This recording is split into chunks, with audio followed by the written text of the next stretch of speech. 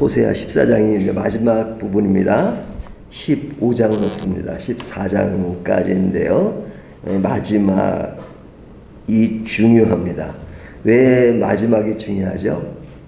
마지막이 중요한 까닭은 그동안 진행되었던 말씀들이 그 본심이 어디에 있는가, 그 진심이 어디에 있는가 하는 것을 분명히 알 수 있기 때문에 그렇습니다. 물론 앞의 내용이 뭐 진심이 아니고 본심이 아니라는 것이 아니라 앞의 내용은 마지막을 위한 과정이기 때문에 그 과정은 마지막을 위해서 감출 수도 있고 또 본심을 미리 알리면 안 되는 그런 상황들이 있을 수 있죠. 그래서 앞에 것도 진심이고 본심이지만 그러나 이제 마지막을 위해서 이렇게 그 과정 속에서 이렇게 확실하게 드러내지 않는 경우가 많습니다.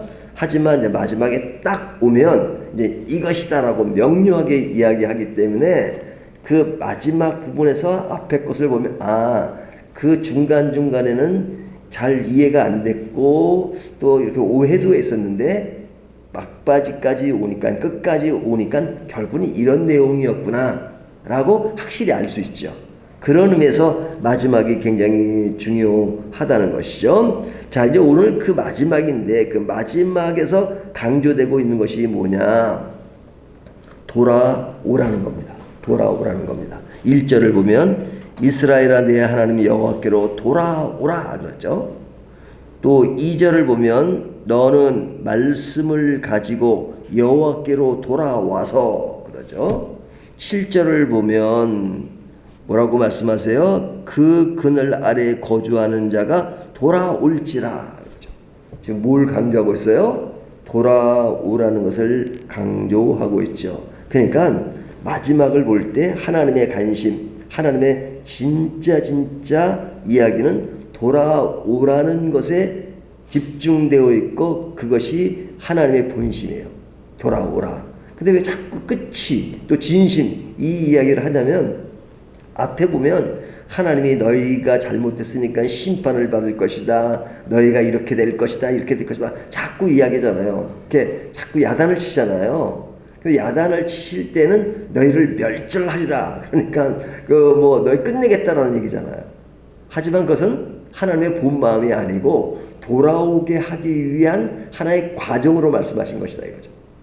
그러니까 이제 오늘 마지막이니까 하나님의 진짜 마음이 뭐냐? 돌아오게 하기 위해서 그렇게 좀 엄포를 주셨다 하는 것이 밝혀지니까 마지막이 중요하다는 겁니다. 그러니까 하나님의 본심은 돌아오라는 겁니다. 그 돌아오는 방법으로 하나님이 좀 야단을 좀 치신 것이죠. 그러니까 하나님이 돌아오라고 말씀하시는데 그 방법까지도 구체적으로 알려주시는데 그것이 뭐냐면 지난 과거를 알고 있다. 누구의 과거를 알고 계신 거예요? 하나님이 이스라엘 백성들의 과거를 알고 있다. 하지만 그것에 연연하지 않겠다.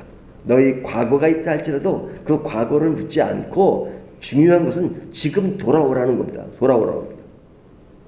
과거를 전혀 문제 삼지 않겠다라고 말씀하시는 거죠. 그러시면서 하시는 말씀이 돌아오고 이제는 우상을 의지하지 말고 아수르를 의지하지 말고 하나님을 의지하라. 이것을 강조하고 있죠. 그 강조점이 그 우상을 숭배하지 말고 아수르를 의지하지 말라는 겁니다. 2절을 보면 너는 말씀을 가지고 여호와께로 돌아와서 아래 길을 모든 불의를 제거하시고 선한 발을 받으소서. 우리가 수송아지를 대신하여 입술의 열매를 주께 드리니라. 3절 우리가 아수르의 구원을 의지하지 아니하며 말을 타지 아니하며 다시는 우리 손으로 만든 것을 향하여 우리는 우리의 신이라고 하지 아니하리니 이는 고아가 주로 말미암아 궁유를 얻음이냐 할지니라. 지금 할지니라를 강조하죠. 하나님이 그렇게 너희는 할지어다. 근데 그 할지어다가 뭐냐? 우상을 숭배하지 않겠다. 아수르를 따르지 않겠다 하는 것을 강조하는 겁니다. 그렇게 이제 돌아와서 이젠 그런 고백과 함께 이젠 과거에 어떤 있었던 것들을 이렇게 정리하고 새롭게 시작하라 하라고 말씀하시는 것이죠. 그렇게 하면 너희들이 어떻게 회복될 것인지를 아주 구체적으로 알려주십니다. 그 구체적으로 알려주는 말씀이 4절을 보면 내가 그들의 반역을 고치고 기쁘게 그들을 사랑하리니 나의 진노가 그에게서 떠났음이니라. 자, 그 회복, 반역을 고쳐주시겠다, 기쁘게 사랑하겠다, 진노에서 떠나겠다 이렇게 말씀하시잖아요. 그뿐 아닙니다. 5절을 보면 내가 이스라엘에게 이슬과 같으리니 그가 백합화같이 피겠고 레바논 백향목같이 뿌리가 박힐 것이라. 그 어제 본문에 보면 우리 인간이 이슬과 같다 하는 이야기를 했잖아요. 근데 여기는 하나님이 이슬과 같으리니, 근데 그 이슬, 그 인간에게 비유했던 이슬과 달라요. 그 하나님이 비유하는 이슬은 뭐냐면 백합화를 피게 하는 하나의 기초가 되긴다기보다도 그런 활력소가 되게 하는, 그런 역할을 하시겠다는 겁니다. 그래서 너희는 백합화 같이 피겠고 그리고 백향목 같이 뿌리가 박힐 것이며 어떨 때? 돌아왔을 때. 그리고 6절을 보면 그의 가지는 퍼지며 그의 아름다움은 감람나무와 같고 그의 향기는 레바논 백향목 같으리니. 자꾸 같다는 얘기를 하죠. 7절 그늘 아래에 거주하는 자가 돌아올지라 그들은 곡식같이 풍성할 것이며 포도나무같이 꽃이 필 것이며 그 향기는 레바논의 포도주같이 되리라. 지금 계속 반복되는 단어가 뭐예요? 같이. 너희가 돌아오면 이와 같이 되리라.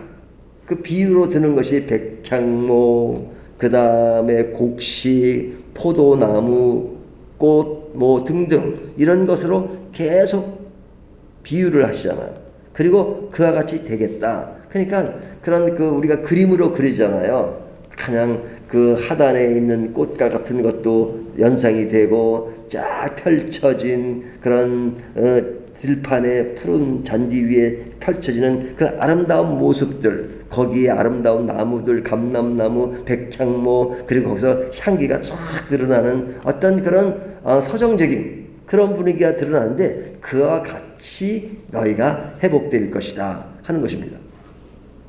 그런 회복을 위해서 누가 먼저 손을 내미시는 거예요? 하나님이 먼저 손을 내미시는 거죠. 그와 같이 할지니라 이렇게 말씀하시잖아요. 하나님 먼저. 그러니까 너희가 그렇게 하면 내가 그것을 보고 하겠다는 말씀이 아니라 하나님이 먼저 너희를 회복시키겠다. 그러니까 돌아와라 이거예요. 돌아오라. 이렇게 하시는 하나님은 어떤 분이신가? 9절을 보면 누가 지혜가 있어 이런 일을 깨달으며 누가 총명이 있어 이런 일을 알겠느냐? 여호와의 도는 정직하니 의인은 그 길로 다니거니와 그러나 죄인은 그 길에 걸려 넘어지리라. 하나님은 어떤 분이세요? 지혜와 총명이 있은 분이시고 그리고 여호와의 진리 즉 정직한 도에서 나오는 것이다. 하나님은 이런 분이시다. 그러니까 하나님의 속성이 그렇다면 그 길로 가는 것이 의인이고 그 길을 외면하는 것이 죄인이다 이렇게 말씀하십니다. 우리가 의인과 죄인을 구분할 때 어떤 기준으로 구분해요? 세상 사람들은 윤리적 차원에서 좀 깨끗하게 살면 의롭다 그렇게 얘기하지만 성경이 말하는 의인이라는 개념은 다른 게 아닙니다. 하나님 안에 들어가 있는 겁니다. 하나님 안에. 그러니까 하나님이 마련하시고 하나님이 인도하시고 하나님이 이끌어 가시는 것에 동조하고 따라가는 것. 이것이 의인이에요.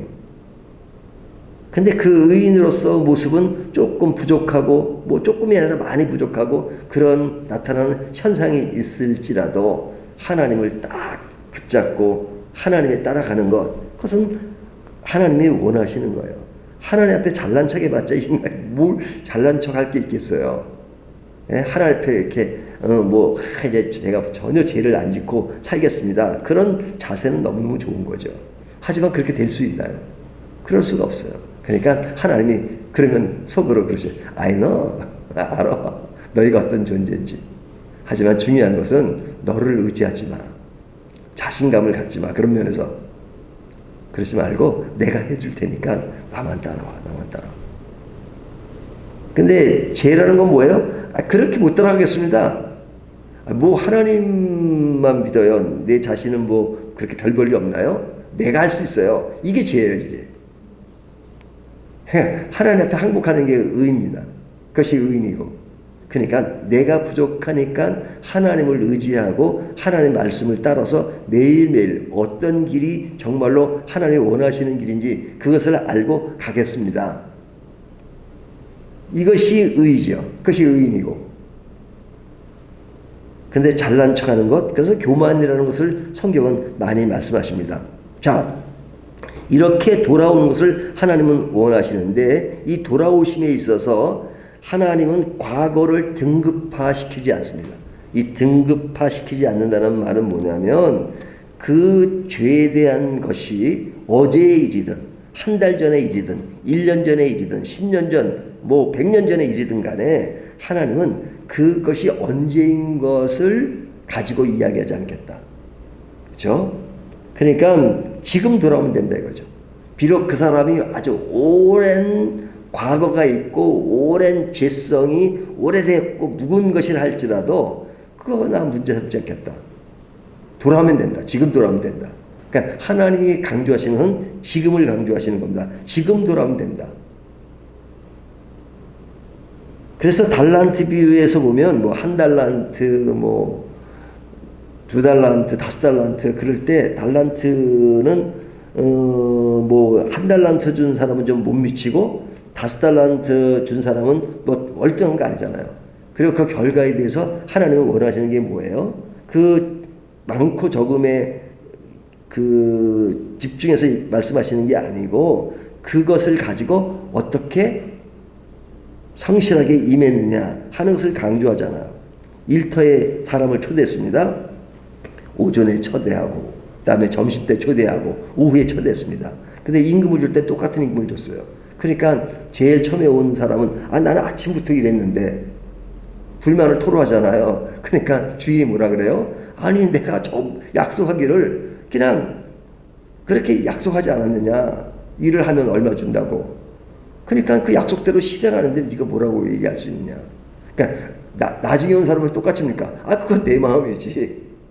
내 마음이지. 그 사람도 그렇게 약속을 했으니까. 그러니까 이 비유에서 강조하는 것은 뭐예요? 시간과 관계없이 같은 임금을 지불하겠다 하는 겁니다. 자, 이 이야기를 강조하는 이유가 뭐냐면 하나님이 하시는 그 은혜는 시간과 연계해서 그 사람이 오랫동안 했기 때문에 더 점수를 낮게 줄 그게 아니라 이거죠. 그러니까 이러한 것들에 사람들이 불만을 갖는데 그 불만을 갖는 이유가 뭐냐면 이런 것들을 논리의 결과로서 생각하지 않고 논리의 시작으로 생각하기 때문에 그렇습니다. 이 말이 좀 어려울지 모르겠는데요. 예를 들면 예수님이 십자가를 질 때 옆에 강도가 있었죠. 강도에 대해서 내가 오늘 낙원에 이르겠다. 이 말씀을 가지고 하나님이 그를 구원하셨다 그러잖아요. 그러면 어떤 사람은 그 본문을 보면서 뭐라고 하냐면 나도 강도처럼 되고 싶어요. 왜 강도처럼 되고 싶으냐? 평생을 그냥 악하고 내 마음대로 하고 싶은 대로 그냥 다 하고 살다가 마지막 그 순간에 구원받으면 얼마 좋습니까? 초대인 아주 초창기부터 예수 믿어가지고 맨날 그냥 하지 말라는 것도 많고 저 또 믿음으로 살려니까 힘든 게 많았는데 그러다가 그냥 구원 얻는 것보다 마음대로 세상에서 즐길 거 다 즐기고 악할 거 하고 다 하다가 마지막 그 순간에 구원 그러면은 그게 좋지 않아요? 이제 그런 세상살이에 하지만 아쉬움을 피하는 사람들이 가끔 있어요. 근데 왜 그런 이야기를 하죠? 우리의 어떤 신앙을 논리의 시작으로 출발하기 때문에 그렇습니다. 이게 장로교는 이제 예정론을 얘기 많이 하잖아요. 예정론. 하나님이 예정하셨다는 거예요. 그러면은 뭐 이런 얘기예요. 제가 이렇게 수건을 가지고 있다가 수건이 이렇게 들었어요. 이거 하나님이 예정하셨나요? 뭐 이런 얘기를 합니다. 근데 예정론이 잘 이해가 안 되는 것이 뭐냐면 사도 바울이 하나님의 주권을 강조하면서 예정을 이야기한 것이죠. 하나님의 주권. 그러니까 논리의 결과로서 얘기한 겁니다. 하나님이 우리가 지금까지 지내어 온 모든 것을 생각해 보니 그것은 하나님이 다 예정하신 것이었다. 그러니까 논리의 결과로서 얘기한 거잖아요. 그래서 사람들은 논리의 결과로서 말하는 것을 자꾸 논리의 출발로 생각해요. 저 사람이 예정된 사람이 안 된 사람이야. 그 예정 안 됐으면 뭐 예수 믿어도 소용없지 않아? 라고 한 사람을 가지고 평할 때 논리의 시작으로 이야기하면 그거는 모르는 거죠. 그러니까 성경에 주어진 예정의 근본 취지는 논리의 결과로서 말씀하신 것인데 자꾸 우리는 좀 나쁜 버릇이 있어가지고 논리의 출발선에서 그것을 이야기하려고 합니다. 그러니까 강도의 이야기를 보면서 십자가 옆에 있는 강도를 보면서 나도 강도처럼 살아야 되겠다라고 논리의 시작으로 얘기하면 안 된다는 것이죠. 그러니까 이 이야기를 강조하는 이유는 뭐냐면 하나님은 우리들이 지난 과거를 시간과 관계에서 묻지 않겠다. 그러니까 로마서에 보면 죄가 더한 것에 은혜가 더하도다 그러잖아요. 그러니까 예를 들면 죄를 10이라는 숫자로 진 사람과 1이라고 진 사람이 똑같은 은혜를 입었어요. 그럼 누가 은혜를 많이 입은 거예요? 10이라는 숫자를 가지고 있는 사람은 똑같이 1과 10인데 물론 인간이 전 그런 설정한 그 크기지만 10이라는 사람도 10의 혜택을 받았고 1이라는 사람도 10의 혜택을 받았다. 그러면 죄를 많이 지은 사람이 은혜를 받은 거잖아요. 하지만 결과적으로 똑같은 것이죠. 은혜를 받았다는 것은. 그러니까 하나님은 그런 것을 수적으로 판단해서 하지 않겠다라는 말씀이죠. 그러니까 하나님은 지금 우리에게 강조하는 것은 뭐예요? 사람들은 그 등급을 재지만 중요한 것은 지금 돌아오면 된다 이거죠. 예수 안 믿은 지 오래됐어도 지금 돌아오면 믿는 것으로 인정해 주시는 겁니다. 평생 믿었어도 뭐 지금 안 돌아오면 그 의미가 없는 거예요. 중요한 것은 지금 돌아오는 것입니다. 이것이 하박국이 아니라 호세아를 매짐하는 마지막에 하나님의 본 마음이에요. 그가 14장까지 쭉 오면서 이런 얘기 저런 얘기 멸절한다 하지만 결국은 너희가 돌아오기를 원한다. 받아주겠다. 그 이야기는 처음에 시작된 호세아가 고멜을 받아주듯이 하나님의 본심은 돌아오는 것이다. 돌아오면 된다. 내가 너희들에게 이런 저런 얘기 많이 했다. 멸절한다는 말, 심판을 얘기했지만 그거 다 잘 새겨 들었으면 이제 돌아와. 그러면 됐어. 그럼 끝난 거야. 내가 너희를 다 받아줬으니까. 그러니까 중요한 것은 과거에 연연하지 말고 돌아와. 그러면 되는 거야. 라고 말씀하십니다. 이것이 호세아를 끝내면서 오늘 우리들에게도 말씀하십니다. 그냥 과거에 연연하지 말고 지금 돌아오면 됩니다. 그러니까 제가 자주 예를 드는 것이 그 내비게이션이잖아요. 내비게이션. 제가 길치라고. 지금도 여전히 길치예요. 내비게이션이 있어가지고 제가 참 그나마 운전할 때 이제 내비게이션의 안내를 받고 이렇게 하니까 저희 집사람이 항상 하는 얘기가 그래도 하나님은 잘 믿는 것 같아요. 첫 번째로 잘 믿는 건 하나님이고 두 번째로 잘 믿는 게 그 내비게이션의 그 아가씨래요. 이래라 저래라는 오른쪽으로 가라 왼쪽으로 가면 잘 따라간대요. 근데 늘 잘 따라가는 것만 아니에요. 어떨 때는 또 딴 생각하다 보면 또 엉뚱한 데로 가요. 오른쪽으로 가는데 왼쪽으로 가요. 그럼 왼쪽으로 가면 그 아가씨가 저한테 그러죠. 에이 바보 오른쪽으로 가라고 했는데 왼쪽으로 갔니? 너 그렇게 바보야. 그런 적이 단 한 번도 없어요. 그냥 왼쪽으로 가도 그 아가씨가 그냥 아무 소리 하지 않고 저희 집사람 잔소리해도 그 아가씨는 잔소리를 한 적이 한 번도 없이 딱 그 자리에서 재설정을 해줘가지고 다시 오른쪽으로 가라고 얘기해요. 그 아가씨가 과거를 과거를 묻지 않아요. 전혀 과거를 묻지 않아요. 그리고 잘못한 그 순간 그 시점에서 다시 재설정을 해가지고 아주 친절하게 안내를 해주세요. 그런 분이 누구시라고요? 우리가 믿는 하나님이 그러신다는 것이죠. 그러니까 호세아를 마지막으로 돌아오라 하시는 말씀은 뭐냐면 과거를 묻지 않고 지금 돌아오면 내가 다 받아준다. 그러니까 지금 돌아와. Now and here. 그것을 강조하시는 겁니다. 오늘 이 말씀을 가지고 우리가 하나님 앞에 지금 시점을 중요하게 생각하고 하나님을 바라보는 저와 여러분이 되시기를 주님의 이름으로 축원합니다.